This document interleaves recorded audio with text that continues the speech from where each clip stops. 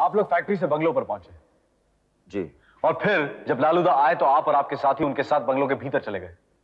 हम लोग भीतर? हाँ या ना शीरू? नहीं, लालूदा ने कसम दी थी इसलिए हमें गेट पे खड़ा रहना पड़ा था, वरना तो। पहले फैक्ट्री, फिर फैक्ट्री से बंगले के बाहर और वहां से बंगले के गेट तक। और अगर लालूदा ने कसम नहीं दी होती तो आप लोग घर के अंदर घुसने से भी नहीं झिझकते और ना ही हाथापाई करने से झिझकते। हम लोग। हाँ या ना शीरू? हाँ।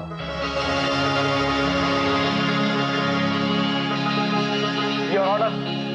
साइकोलॉजी की किताबें ऐसे केसेस से भरी पड़ी हैं जहां एक अकेला कमजोर इंसान भी भीड़ के साथ मिलते ही हिंसक हो जाता है। Because a crowd has no face. और ये उस वक्त वहां पर अकेला नहीं, इसके साथ जमा सारे वर्कर्स की यही स्टेट ऑफ माइंड थी।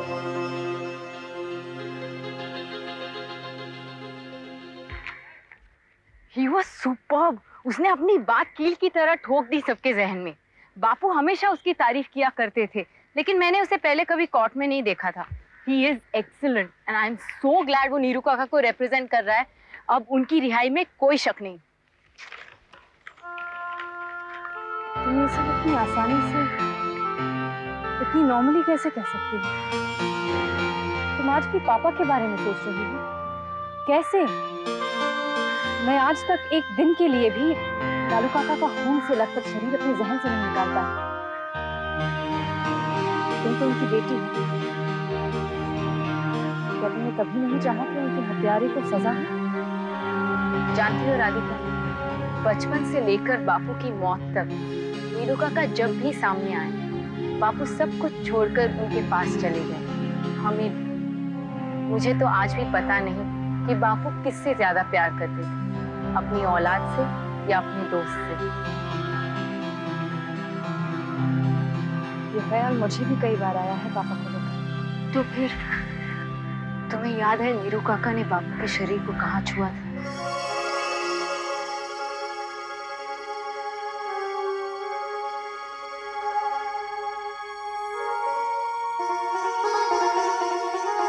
जहाँ गोली लगी थी। उस वक्त उनके चेहरे पे जो दर्द था वो किसी हत्यारे की आंखों में नहीं झलकता। मैं वो कभी नहीं भूल सकती। और जहां तक मैं बापू को जानती हूँ, उन्होंने कभी किसी को सजा नहीं दी। Never judged anyone. और फिर ये तो नीरू काका है। अरे तुम लोग यहाँ हो और मैं तुम्हें कब से यहाँ वहां ढूंढ रहा हूँ। Amit, you were excellent. तुमने तो कमाल कर दिया। सैंडविच खाओगे? No thanks. वो सब तो ठीक है, लेकिन मंजिल अभी बहुत दूर है। खुशी इस बात की है कि जज साहब ने हमारी बेल एप्लीकेशन मंजूर कर ली। पापा कस्टडी में नहीं रहेंगे, घर आ सकते हैं। हाँ, थोड़ा वक्त लगेगा फॉर्मेलिटी में, लेकिन आज मैं उन्हें घर लेकर ही जाऊंगा।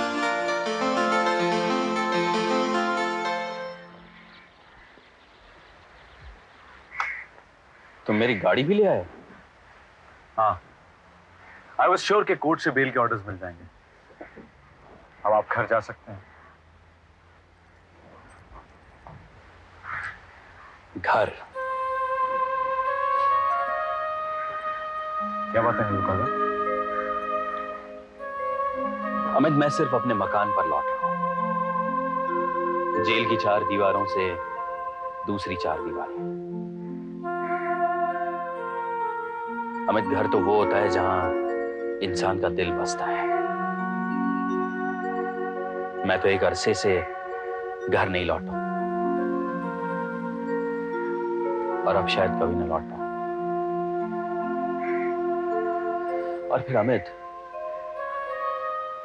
अदालत की इजाजत से कोई घर नहीं लौट पाता, क्योंकि घर लौटने के लिए इजाजत नहीं, हक चाहिए होता है, जो मैं खो चुका हूं।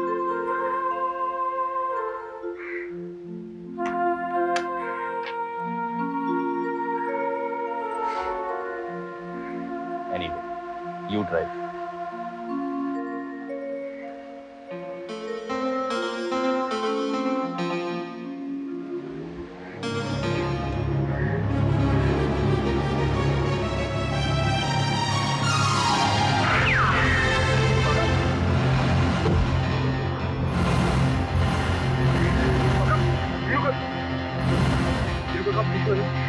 नीरू काका, आप ठीक है ना?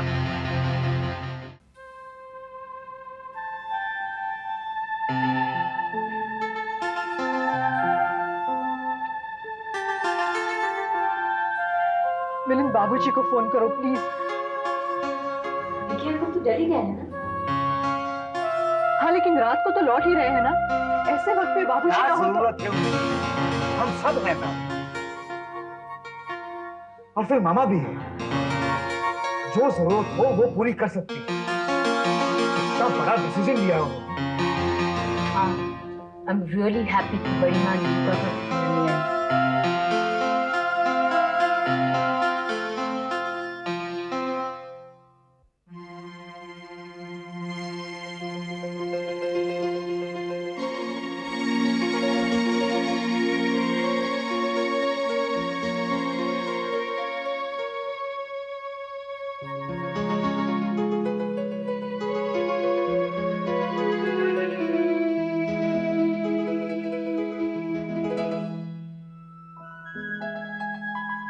बहुत खफा हूँ।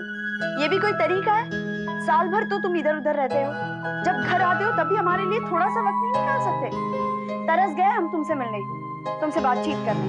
हाँ, मैं तो कब से यही चाह रहा हूँ कि बातचीत हो, बल्कि चाहता क्या हूँ, सैकड़ों साथियों को साथ में लेकर चीख चिल्ला कर कह रहा हूँ कि बातचीत हो,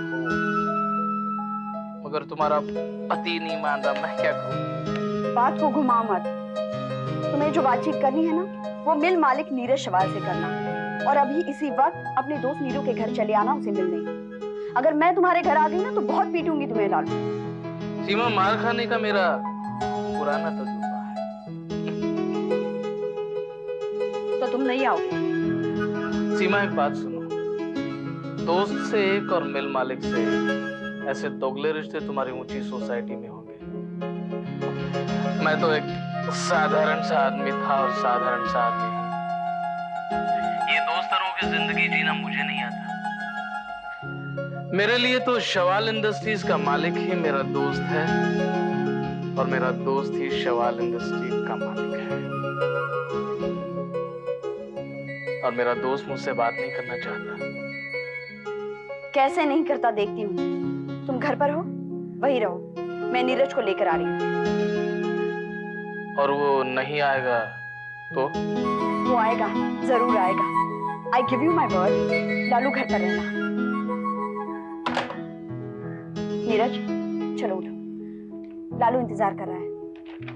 नीरज, सुना नहीं तुमने? चलो ना, उठो। What the hell is going on? Neeraj, तुम दोनों चलो, नीरज, नीरज, मेरे लिए सिर्फ एक बार, मेरी खुशी के लिए मैं तुमसे कुछ नहीं मांगूंगी नीरज। नीरज, मैंने लालू को जुबान दी है। Stop it! तुमसे किसने कहा है बिना मुझसे पूछे मेरे बारे में कुछ तय करने? तुम्हें जो करना है करो, but do not interfere with my life। मैंने कह दिया है, मैं कोई बातचीत नहीं चाहता, और ये मेरा आखिरी फैसला है। उसमें दूसरों की दखलंदाजी मुझे कतई मंजूर नहीं। दूसरा कौन? मैं दूसरी हूँ? नीरज, मैंने कभी अपने आप को और तुम्हें दो नहीं समझा, और तुम? नीरज, मैंने पूरी जिंदगी गुजार दी तुम्हारे साथ, और फिर भी मैंने तुमसे इलाका कभी अपने आप को मैं नहीं समझा। I'm sorry। इतनी बड़ी नासमझी मैंने कैसे की? मैंने पूरी जिंदगी गुजार दी एक भ्रम के साथ, एक खुशफहमी के साथ। Don't touch me। तुम्हारा स्पर्श भी अजनबी लगता है मुझे।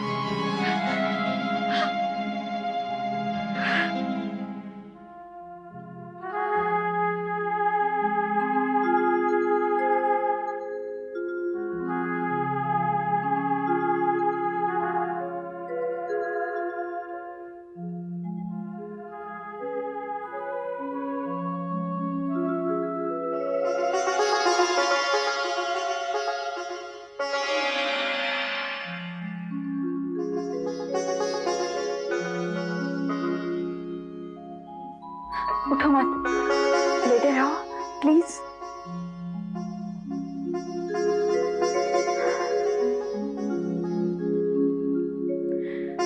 मैं जानती हूँ तुम यहाँ नहीं रहना चाहते, पर हॉस्पिटल समझ कर रह लो चंद दिनों के लिए।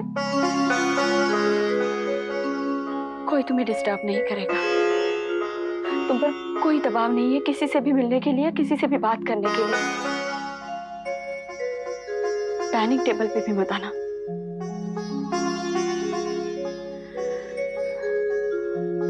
मैं तुम्हें यकीन दिलाती हूँ, इस बार तुम्हें कोई तकलीफ नहीं होगी।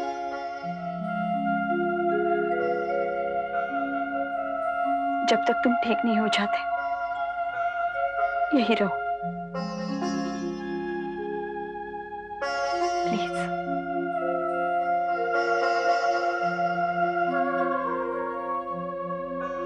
नीरज,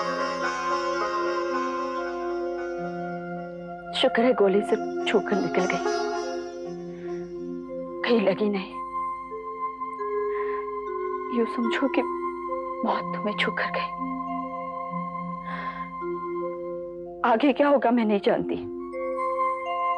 प्लीज प्लीज तुम यही रहो मेरी नजरों के सामने।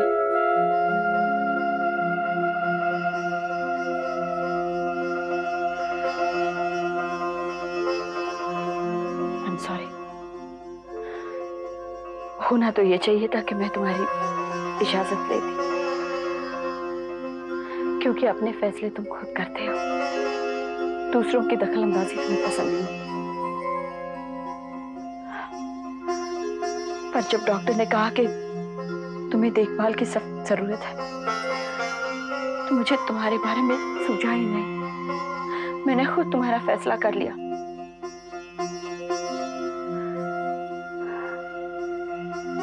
क्या करूं, तुमसे खफा होकर भी तुमसे जुदा नहीं हो पाई।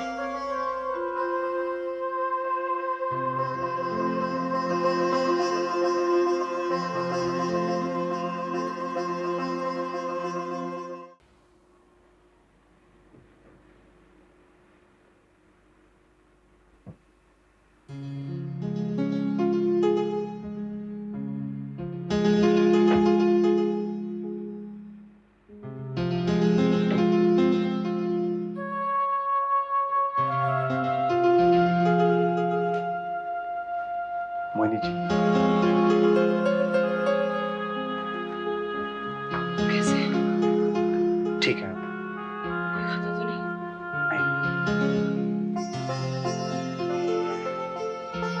मैंने सुना तो मेरी जान निकल गई। सचमुच कोई खतरा नहीं है ना? नहीं। He was lucky. We are very lucky. मैं अगर 2 मिनट उन्हें देख लूंगी तो मुझे बहुत सुकून मिलेगा। कहाँ है? ऊपर। कौन है उनके साथ? बड़ी माँ। बड़ी माँ? तुम्हारी मामा।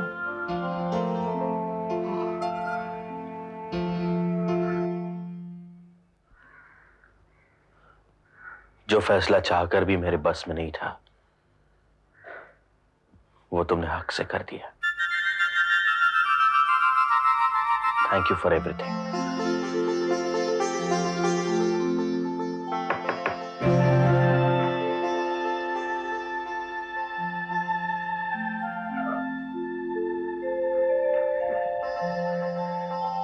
आई।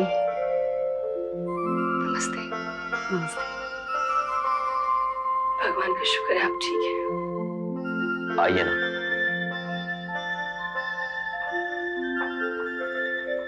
मैंने भगवान के सामने हाथ जोड़कर विनती की है, अब देखिएगा सब ठीक हो जाएगा। मैं आपके लिए मंदिर से प्रसाद लाई हूँ। सीमा,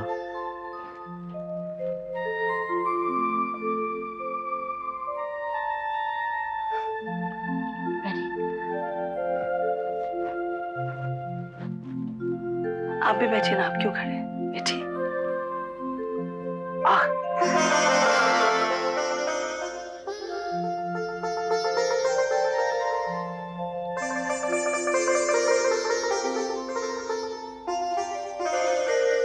I'm okay. आप क्या लेंगे? कुछ नहीं। नहीं सचमुच मुझे कुछ नहीं चाहिए। आप बैठे रहिए, ऐसे ही बैठे रहिए। आप दोनों को एक साथ देखकर मेरे दिल को कितनी खुशी मिली आप नहीं जानते। मैं भगवान से रोज यही मांगती थी कि आप दोनों फिर एक हो जाएं। अब देखना धीरे धीरे सारे प्रॉब्लम सॉल्व हो जाएंगे। God is helping us really. मैं सच कह रही हूँ।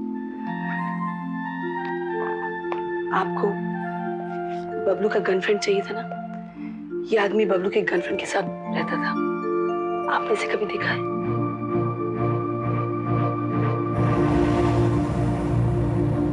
नो।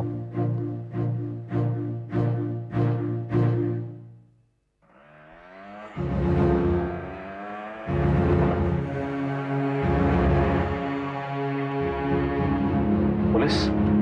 नहीं, ये केतन की मोटरसाइकिल की आवाज है। डोंट वरी अमित, उसने कहा था ना वो पुलिस को हैंडल कर लेगा। He will. मैं देखता हूँ।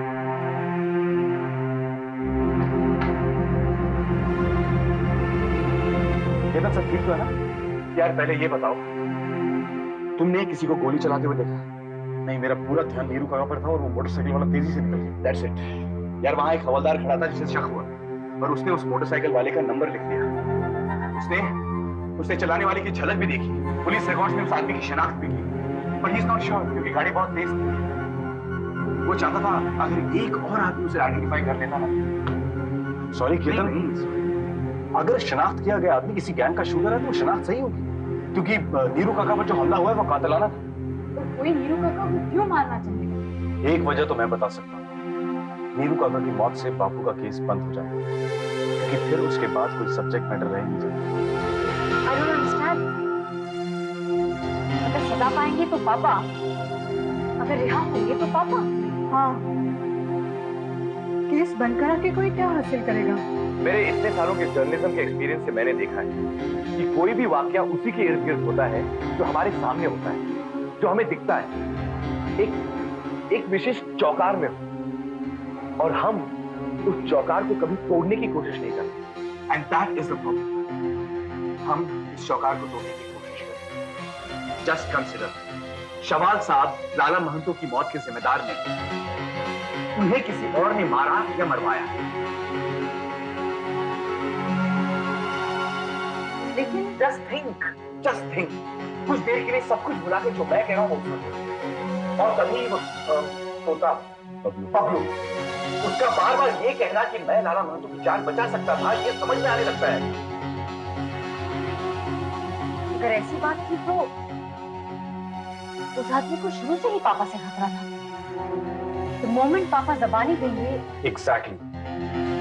वजह तो मैं नहीं जानता, लेकिन वो आदमी नीरू काका को इतनी अच्छी तरह से जानता है कि उसे पता था कि ना तो नीरू काका अपनी जबान खोलेंगे और अपनी सफाई करेंगे। इतना तो पापा को कोई घर का आदमी नहीं जान सकता है।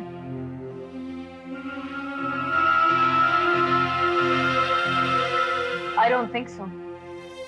वो मेरी और बबलू की किडनैपिंग, वो गोलियां, वो पेशेवर मुजरिमों का काम था। पेशा वरना जिन्हें पैसे देकर खरीदा जा सकता है, राइट? प्रोफेशनल क्रिमिनल, उनको तो बहुत मुश्किल होता है पकड़ना। वो कहाँ हाथ आएंगे? एक सुराग है मेरे पास। इस आदमी को कोई जानता है, कभी मिला या कभी देखा।